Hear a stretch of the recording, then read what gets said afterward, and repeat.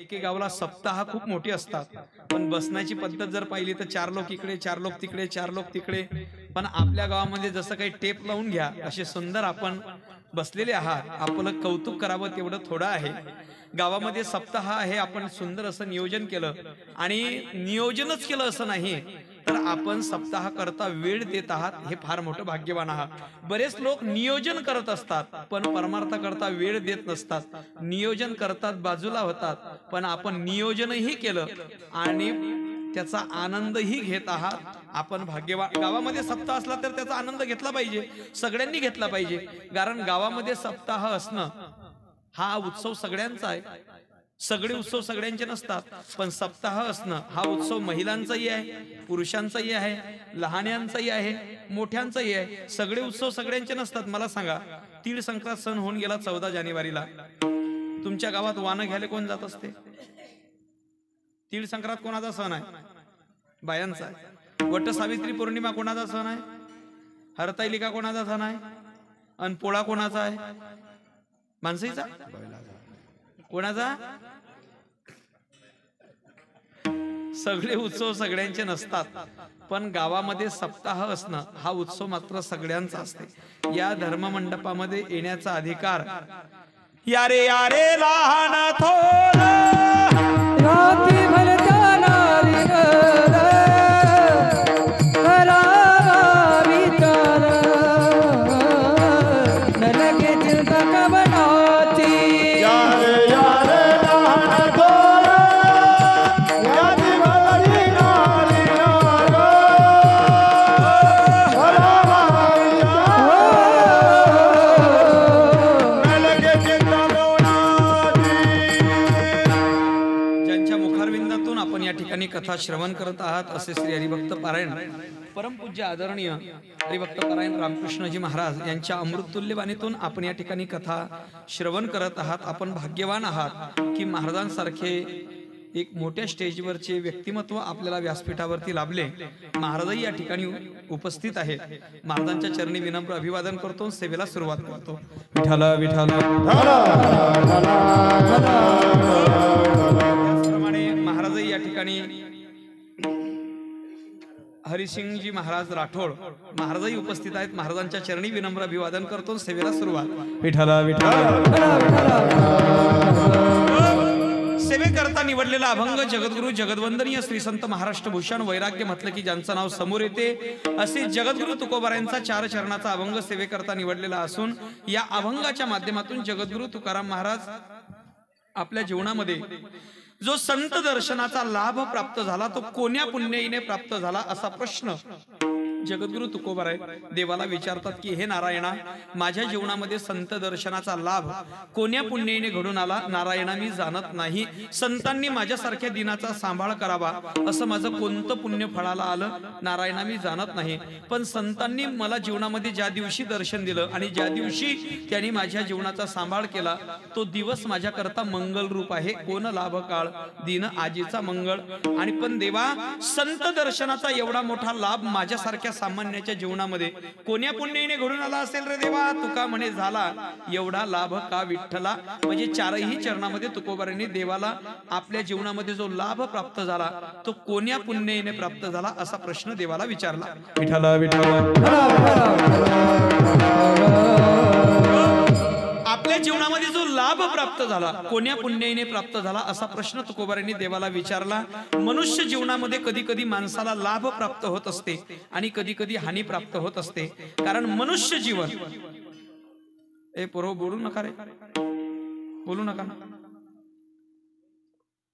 मनुष्य जीवनामध्ये कधी कधी माणसाला लाभ प्राप्त होत असते आणि कधी कधी हानी प्राप्त होत असते. कारण मनुष्य जीवन हे एखाद्या नदीप्रमाणे प्रवाही जीवन असते. ज्याप्रमाणे एखाद्या नदीचा उगम डोंगरातून होतो आणि समुद्रात त्या नदीचा शेवट होतो. डोंगरातून उगम पावलेली नदी समुद्रापर्यंत जात असताना ती नदी जशी 2 तटाच्या मधून प्रवाहित असते तसं आपलं मनुष्य जीवन रूपी नदी सुद्धा जन्मापासून सुरू होऊन मृत्यू रूपी समुद्रापर्यंत जात असताना आपली ही जीवन रूपी नदी सुद्धा 2 तटाच्या मधून प्रवाहित असते. पहिला तट आहे लाभ आणि दुसरा तट आहे हानी. अशा लाभ आणि हानी अशा 2 तटाच्या मधून आपलं मनुष्य जीवन प्रवाहित असल्यामुळे नेहमी माणसाच्या वाटेला लाभही येत नाही आणि नेहमी माणसाच्या वाटेला हानीही येत नसते. लाभानंतर हानी असते, हानीनंतर लाभ असते, सुखानंतर दुःख असते, दुःखानंतर पुनरेव सुखम पुनरेव दुःखम. विको कमी करावा याचा रिटर्न. पुनरेव सुखम पुनरेव दुःखम दुःखस्यानंतरम सुखम सुखस्यानंतरम दुःखम. कधी कधी माणसाच्या जीवनात सुखच सुख असते आणि कधी कधी माणसाच्या जीवनात दुःखच दुःख असते. कधी कधी डोळ्यामध्ये सुखाची अश्रू असतात, कधी कधी दुःखाचे अश्रू असतात. कधी कधी जीवनात असे दिवस येतात की काय काय खावं आणि कधी असे दिवस येतात काय खावं. कधी कधी ताटामध्ये एकाच वेळेला वडे भजे कानोले गुलाबजाम श्रीखंड बासुंदी बालुशाही एकाच वेळेला वाढल्या जाते. पण कधी कधी भाकर सोबत चटणी सुद्धा नसते. कधी काय काय खावं आणि कधी काय खावं असं लाभ हानी मिश्रित आपलं जीवन प्रवाहित असल्यामुळे माणसाच्या वाटेला नेहमी लाभही येत नसते आणि नेहमी हानीही येत नसते. या लाभ आणि हानी या दोन पैकी मला सांगा, मी थोडं आणखी सोपी करून बोलतो, सुख आणि दुःख या दोन पैकी माणसाच्या जीवनामध्ये माणसाला अपेक्षा कशाची असते? माणसाला सुखाची अपेक्षा असते का दुःखाची अपेक्षा असते? सुखाची अपेक्षा असते. दुःखाची अपेक्षा कोणाला आहे का? हात वर करा बरं. दुःखाची अपेक्षा कोणालाही नाही. मज लागी दुःख व्हावे ऐसा कोणी भावे ना जीवे. माझ्या वाटेला दुःखाने यावं अशी अपेक्षा जगाच्या पाठीवर कोणालाही नाही, कुंती माता जर सोडली तर.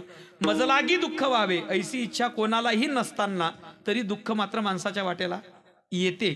अपेक्षा नाही तरीही दुःख माणसाच्या वाटेला येते. वास्तविक पाहता आपल्याला अपेक्षा नाही दुःखाची, दुःखानं आपल्या वाटेला येऊ नये. कारण एखादा माणूस जर न बोलावता आला तर आपण म्हणतो का तुला काही इज्जत बिज्जत आहे की नाही? न बोलावता आला, न बोलावता माणसाने येऊ नये. यायला पाहिजे का? न बोलावता येऊ नये. समजा तुमचं नाव काय? समजा तुमची इच्छा नाही की कीर्तन झाल्यावर आम्ही तुमच्या घरी चहा दूध घ्यायला आलो पाहिजे. समजा तुमची इच्छा नाही, मग आम्ही तुमच्या घरी येऊ का? का येणार नाही? मग तुमची चहा पाजायची इच्छा नाही का? मला मुद्दा काय बोलायचा आहे? मला मुद्दा काय बोलायचा आहे का? मला मुद्दा काय सांगायचा आहे? कोणाची इच्छा नसली तर आपण त्याच्या घरी जात नाही. मग दुःखाची आपल्याला इच्छा नाही, मग दुःखाने आपल्या वाटेला आलं पाहिजे का? येऊ नये. पण इच्छा नसतानाही दुःख आपल्या वाटेला येते. काय येते? ज्ञानोबराय त्याचं वर्णन करतात. ज्ञानोबराय म्हणतात, मंग विधीची वाफ चुकवी अन्याय बीज वाफवी कुकर्माचा करवी राव जरी तरी तयाची सरीखे असंभव पाप पिके मग जन्म कोटी दुःखे भोगी जीव. ज्ञानोबराय म्हणतात, विधीचं आचरण सुटलं आणि कुकर्मामध्ये रती निर्माण झाली, प्रेम निर्माण झालं की माणसाच्या हातून वाईट घडतं आणि वाईट घडलं की त्याचं पाप होते आणि ते पाप जेव्हा पिकते तेव्हा ते दुःख रूपाने फळ देण्याकरता जीवासमोर येते. म्हणून माणसाची इच्छा नसतानाही जीवाला दुःख भोगावं लागते. बरं, जीवाला सुख कधी मिळते? ज्ञानोबराय याचंही वर्णन पुढच्या ओळीमध्ये करतात. ज्ञानोबराय म्हणतात, ना तरी विधीची वाफे सत्क्रिया बीज आरोपे तरी जन्मशतची मापे सुखची मविजे. ज्ञानोबराय म्हणतात, विधीचं आचरण न सोडता जो जीवनात चांगले कर्म करील त्याला पुण्य होईल आणि ते पुण्य ज्या वेळेला फळ द्यायला माणसासमोर येईल तेव्हा जीवाला सुख प्राप्त होईल. म्हणजे मला मुद्दा काय बोलायचा आहे? आपल्या जीवनात जे दुःख येते ते पूर्वी करून ठेवलेल्या पापाचं फळ असते आणि आपल्या जीवनात जे सुख येते, जो लाभ मिळतो ते पूर्वी करून ठेवलेल्या पुण्याईचं फळ असते. पूर्वी करून ठेवलेलं कर्मच माणसाला सुख आणि दुःख रूपाने भोगावं लागते. केले कर्म झाले तेथे भोगाले केले कर्म झाले तेथे भोगाले. उपजले मेले ऐसे कीर्ती उपजले मेले ऐसे कीर्ती. उपजले मेले उपजले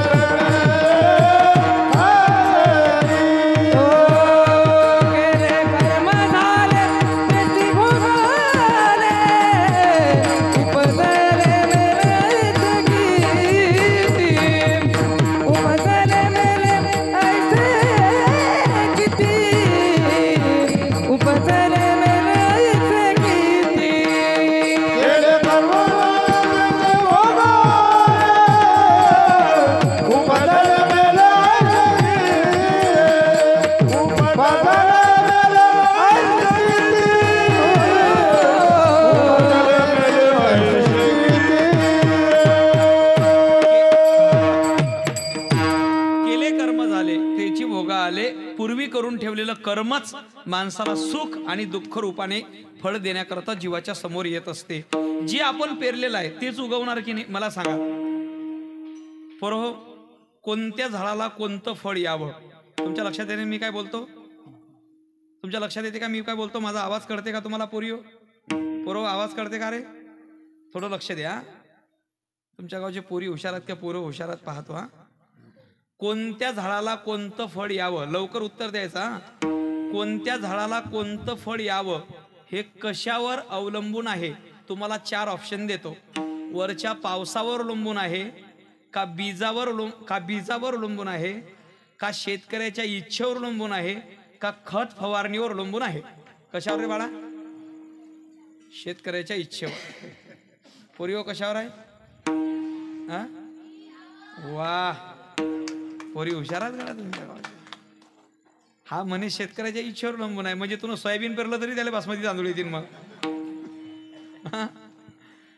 तुकोबाराय म्हणतात ना, बीज पेरुनिया त्याची घ्यावे फळ, डोरली केळ कैसे लागे. महाराज म्हणतात एकानं सोयाबीन पेरलं, एकानं काय पेरलं? सोयाबीन पेरलं. म्हणे याला बासमती तांदूळ आले पाहिजे म्हणून त्यांना 2 फवारे 4 खतं शिल्लक दिले. खरं सांगा, 2 फवारे 4 खतं शिल्लक दिले म्हणून सोयाबीनले बासमती तांदूळ येतील काय? 2 फवाऱ्यात नाही, आणखी जर 2-2 काढले तर नाही बासमती तांदूळ आले तरी साधे तांदूळ येणार नाही. येणार नाही का? कारण कोणत्या झाडाला कोणतं फळ यावं हे खत फवारणीवर अवलंबून नसते, ते आपण पेरलेल्या बीजावर अवलंबून असते. तसं आपल्या जीवनात सुख यावं का दुःख यावं हे माणसाच्या इच्छेवर अवलंबून नाही, जे आपण कर्म करून ठेवलेलं आहे त्यावर अवलंबून आहे. विठाला विठाला. सगळ्या पापाचे सारखे फल नसतात आणि सगळ्या पुण्याचा सारखा लाभ नसतो. पापामध्ये जसं पाप तसं दुःख रूप फल. जसं पाप कशाला म्हणतात? निळोबरायचा एक अभंग आहे. निळोबराय म्हणतात, पाप तया नाव परदारा गमन, पाप ते परधन अपहार, पाप तिची निंदा परपीडा परद्वेष, पाप ते उपहास पुढीलाचे, पाप तिची जीवी विषयाची आसक्ती, पाप अभक्ती कुळाचारी, निळा म्हणे पाप मुख्य तेची साचे, नावडे देवाचे नाममुखी, ब्रह्महत्या सुरापानम स्थेयम गुरुवगणागमः, महंती पातकान्याहू संसर्गस चापी तैसह. महाराज म्हणतात परदारागमन करणं हे पहिलं पाप आहे. दुसऱ्याचं धन चोरणं हे दुसरं पाप आहे. दुसऱ्याचं धन चोरणं, बरेच लोक दुसऱ्याचं धन चोरतात की नाही? चोऱ्या होतात की नाही? चोऱ्या होतात. ओ, देवाच्याही दरबारात चोऱ्या होतात. देवाच्याही पेट्या फोडून देतात की लोक. सकाळी उठले की कुलप फुटलेले दिसतात. हे देवाची चोरी आहे. काही काही तर तसे चोर असतात रात्री चोरी करणारे, आणि काही काही तर उघड चोर आहे. उघड चोर आहे. देवाचा हिस्सा देवाला देत नाही, देवाचं खातात बरं लोक. देवाचं खातात, देवाचं उघड देवाचा हिस्सा देवाला देत नाही. हे देवाचं धन चोरणं आहे. देवाच्या हिश्यातलं माणसानं कधी खाऊ नये. एक सांगू का? सुदामजीने फक्त एवढेसे पोहे, एवढेसे फुटाणे, एवढेसे देवाच्या हिश्यातले खाल्ले होते. 18 विश्व दारिद्र्य भोगून द्यावं लागलं की नाही? ते देवाचे भक्त होते, त्यांची कशी तरी सुटका झाली. बाकीच्यांचं काय होणार? माणसानं देवाचा हिस्सा कधी खाऊ नये. देवाचं देवाला समर्पण केलं पाहिजे. अरे, जो माणूस देवाचं खाते तो देशाशी कसा इमानदार असणार? देवाचं खाऊ नये. गळा पुढचा मुद्दा आहे का? अशी एक म्हण आहे आपल्याकडे, माणसानं देवाचं खाऊ नये, माणसानं भावाचं खाऊ नये. बरोबर आहे की नाही? भाई हिस्सा माणसाला कधी पुरत नसतो. ज्याने भावाशी बेमानी केली ना, तो इस्टेटीने श्रीमंत दिसत असला तरी तो मनात फार दुःखी असतो. देव त्याला आयुष्यात कधी सुख ठेवत नाही जो भाई हिस्सा खातो. माणसानं भावाचं कधी खाऊ नये.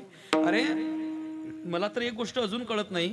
एका आईच्या पोटात जन्माला आलेले 2 सख्खे भाऊ लहानपणी एका ताटात जेवतात, जीवाला जीव देतात. मी काय बोलतो?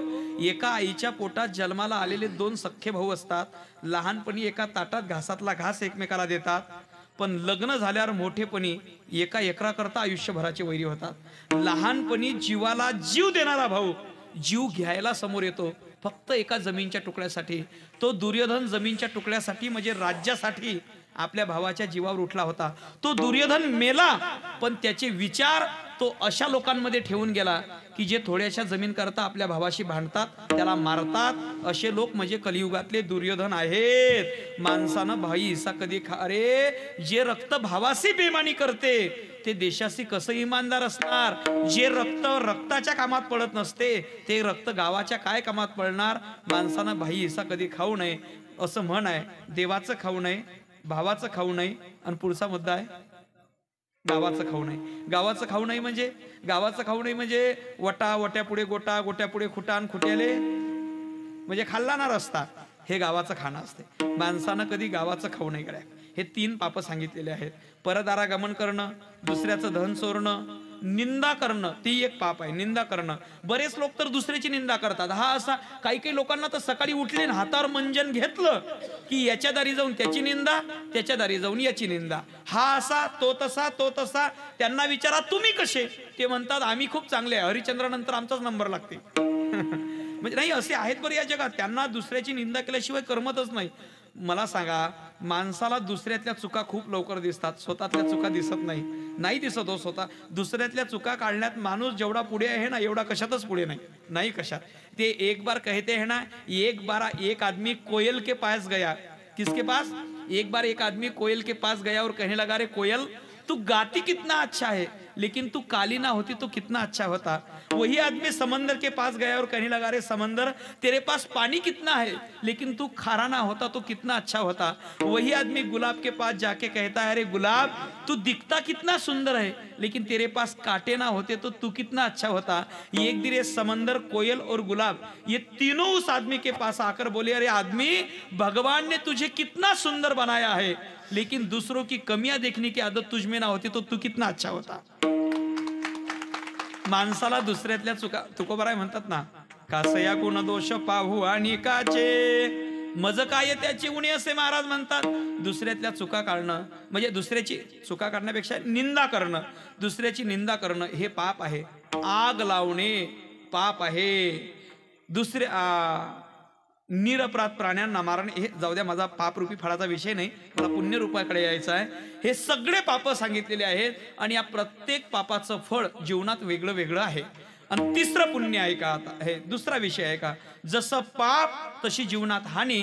आता जसं जीवनात पुण्य तसं जीवनात तुम्हाला लाभ मिळेल. मग का हो, कोणत्या पुण्याचा कोणता लाभ? शास्त्र म्हणते तुम्ही जसं पुण्य कराल तसा लाभ. जपाचं पुण्य वेगळं आहे, तपाचं पुण्य वेगळं आहे, दानाचं पुण्य वेगळं आहे, यज्ञाचं पुण्य वेगळं आहे. तुम्ही त्याच्यामध्ये कशाचं दान करता, त्या दानामध्ये प्रकार आहे. तुम्ही कशाचं दान करता त्याचंही पुण्य वेगळं वेगळं आहे. तुम्ही भूमिदाने ओसी भू पाडू, कनकदाने कांती निर्मळू, याचं वेगवेगळं पुण्य आहे. सामान्यतः पुण्यामध्ये 3 प्रकार आपण करू शकतो. पहिला आहे सामान्य इहलौकिक पुण्य, दुसरा आहे पारलौकिक भोगाचं पुण्य मध्यम पुण्य, आणि तिसरं आहे भगवंत प्राप्तीचं पुण्य शुद्ध पुण्य. पहिलं सामान्य इहलौकिक पुण्य. सामान्य इहलौकिक पुण्य कशाला म्हणतात ऐका. सामान्य इहलौकिक पुण्य म्हणजे परोपकार करणे, सदाचारी असणे, दान धर्म करणे, गोरगरिबाला मदत करणे, वस्त्रहीनाला वस्त्र देणे, तहान लागलेल्या माणसाला पाणी देणे, याला सामान्य इहलौकिक पुण्य म्हणतात. आणि जो हे सामान्य इहलौकिक पुण्य करेल, शास्त्र म्हणते त्याला जीवनामध्ये 13 लाभ प्राप्त होतील. त्या माणसाला जीवनामध्ये 13 लाभ प्राप्त होतात. मानुष्यम वर वंश जन्म विभयो दीर्घायुरारोग्यता सन्मित्रम सुसुता सती प्रियतमा भक्तिश्च नारायणे विद्वत्वम स्वजनोत्तम इंद्रिय जयो सत्पात्र दाने रती ते विना पुण्येन त्रयोदश गुण संसारिनो दुर्लभा. सामान्य इहलौकिक पुण्याचा पहिला लाभ सांगितला, मनुष्य जन्म मिळणे, की जे पुण्य तुम्ही आपण सगळ्यांनी केलेलं आहे म्हणून आपल्याला मनुष्य जन्म मिळाला. दुसरा लाभ सांगितला, चांगल्या कुळात जन्म मिळणं, इथं बरेच जण कमी पडले. तिसरा लाभ सांगितला, वैभव संपन्नता असणं, इथं बरेच जण आणखी कमी झाले. चौथा लाभ सांगितला, दीर्घ आयुष्य भेटणं, इथं आणखी बरेच जण कमी झाले. पाचवा लाभ सांगितला, दीर्घ आयुष्य भेटून त्याच्याबरोबर आरोग्य लाभणं, हा 6वा लाभ सांगितला. 7वा लाभ सांगितला, जीवनात चांगला मित्र मिळणं. 8वा लाभ सांगितला, जीवनात चांगला पुत्र मिळणं, इथंही बरेच जण कमी झाले. 9वा लाभ सांगितला, जीवनात चांगली बायको भेटणं, इथं बरेच जण कमी झाले. पुढचा लाभ सांगितला सत्पात्र दान, एक लाभ सांगितला इंद्रिय ताब्यात असणे आणि भगवंताविषयी भक्ती. या 13 गोष्टी माणसाला सामान्य इहलौकिक पुण्याचा लाभ म्हणून माणसाच्या जीवनामध्ये माणसाला मिळतात. आणि दुसरा लाभ आहे, दुसरं पुण्य आहे स्वर्ग प्राप्तीचं पुण्य. जे पुण्य माणसाला स्वर्गाची प्राप्ती करून देते त्याला मध्यम पुण्य म्हटलेलं आहे. पण भगवंताने भगवद्गीतेमध्ये याला पुण्य नाही तर याला पाप म्हटलं. पाप म्हटलं. अर्जुनाने विचारलं, देवा जे पुण्य स्वर्गाची प्राप्ती करून देते तुम्ही त्याला पाप कसं काय म्हणता? तुम्ही त्याला पाप का म्हणता? देवानं गोड उत्तर दिलं. भगवान म्हणतात, अरे अर्जुना, जीव माझ्यातच मद्रूप असताना ममई वंशो जीवलोकी, जीव माझ्यातच मद्रूप असताना ज्या पुण्याच्या योगे माझी प्राप्ती दुरावते त्याला पुण्य हे नाव देत असताना जीभ तुटणार नाही काय? आणि मज माझी असता जेने मी दुरावे पंडुसुता, ते पुण्य ऐसे म्हणता जीवन तुटे काही. म्हणून ज्ञानोबारायांनी ज्ञानेश्वरीमध्ये स्वर्गाच्या प्राप्तीकरता लागणाऱ्या पुण्याला पुण्यात्मक पाप म्हटलं, नरकाच्या प्राप्तीकरता लागणाऱ्या पापाला पापात्मक पाप म्हटलं, आणि भगवंताच्या प्राप्तीकरता लागणाऱ्या पुण्याला शुद्ध पुण्य म्हटलं. स्वर्गा पुण्यात्मके पापे येईजे, पापात्मके पापे नरका जाईजे, माते जेने पाविजे ते शुद्ध पुण्य. आणि या शुद्ध पुण्याईने जीवनामध्ये जशी देवाची भेट होते तशी या शुद्ध पुण्याने जीवनामध्ये संताची भेट होते. विठ्ठला विठ्ठला. कारण जीवनामध्ये ज्यांना ज्यांना संत भेट झाली त्यांनी संत भेटीचं कारण सांगत असताना पुण्य कारण सांगितलं. पुण्य फळले बहुता दिवसा, भाग्य उदयाचा टसा झालो, सन्मुख तो कैसा संत चरण पावलो. जीवनामध्ये साधूची भेट, जीवनामध्ये संताची भेट हे पुण्याईने होते, पैशाने होत नाही. पैशाने आपण महाराष्ट्रातला मोठ्यातला मोठा कीर्तनकार बनवू शकणार, पण साधूची भेट, संताची भेट जीवनामध्ये पुण्याईने होते. संत तुमच्या पुण्याईने तुमच्यावर प्रसन्न होतात. मी काय बोलतोय का? संत हे संतांची प्रसन्नता करून घ्यायची असेल, संत आपल्या जीवनामध्ये आपल्या पुण्याईने आपल्याला दर्शन देतील, पैशाने नाही. संताला जिंकायचं असेल तर आपण आपल्या पुण्याईने, आपल्या सदाचरणाने आपण जिंकू शकतो. पैशाने साधू कधीच आकर्षित केल्या जात नसतात. पैशाने साधू आकर्षित केल्या जात नसतात. मी एक उदाहरण सांगेल. आपण मामासाहेब दांडेकर यांचं नाव ऐकून असाल. आळंदीमध्ये स्वानंद सुखनिवासी सद्गुरू जोग महाराजांची शिक्षण संस्था आहे. त्या संस्थेचे अध्यापक मामासाहेब दांडेकरांच्या जीवनातला एक प्रसंग सांगितला जातो. मामासाहेब दांडेकरांनी आळंदीमध्ये स्वानंद सुखनिवासी सद्गुरू जोग महाराजांचा पुण्यतिथी महोत्सव इंद्रायणीच्या घाटावर त्या काळामध्ये खूप मोठा साजरा केला होता. त्याच्यामध्ये पुण्यातल्या बऱ्याचशा श्रीमंत लोकांनी दानधर्म केला, बऱ्याचशा लोकांनी वर्गणी दिली. पण एका श्रीमंत माणसाला वर्गणी आणायला थोडा उशीर झाला आणि कार्यक्रम संपल्यानंतर तो मामासाहेबाकडे आला आणि मामासाहेबाला म्हणते, मामासाहेब मला तुम्हाला काही पैसे द्यायचे आहेत. त्यावेळेला मामासाहेब म्हणतात, बाबा रे, आता माझा कार्यक्रम संपला आणि ज्ञानोबारायाच्या आशीर्वादाने, कृपेने, तुकोबारायाच्या आशीर्वादाने कार्यक्रमामध्ये उणीव आली नाही, तेव्हा मला आता तुझे पैसे घेऊन मी करू काय? तुझे पैसे मला नको. त्या श्रीमंत माणसाला असं वाटलं की मामासाहेबाला असं वाटत असेल की मी यांना 1000-2000 रुपये देतो म्हणून नाही म्हणत असतील. तो श्रीमंत माणूस म्हणते, मामासाहेब मी तुम्हाला 1000-2000 नाही, मी 1000-2000 नाही, मी तुम्हाला 1,00,000 रुपये देण्याकरता या ठिकाणी आलो. त्यावेळेचे 1,00,000 बरं, मी 1,00,000 रुपये देण्याकरता या ठिकाणी आलो.